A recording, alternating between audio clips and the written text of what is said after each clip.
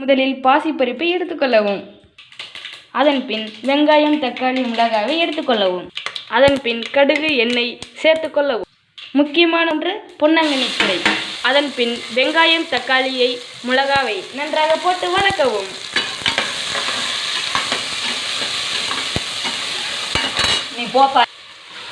பின் பொன்னாங்கண்ணி கீரையை எடுத்து சட்டியில் போட்டு நன்றாக வதக்கவும்.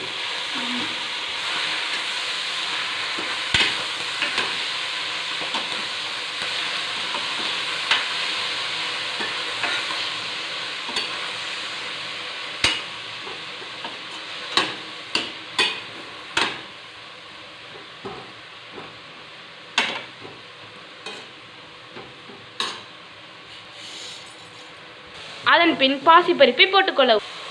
அதன் பின் நன்றாக அடுப்பில் வைத்து வதக்க வேண்டும்.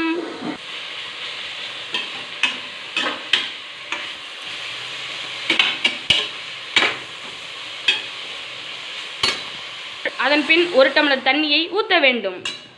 அதன் பின் குக்கரை மூடிக்கொள்ளவும். ஒரு விசில் வந்தவுடன் அதனை நிறுத்தி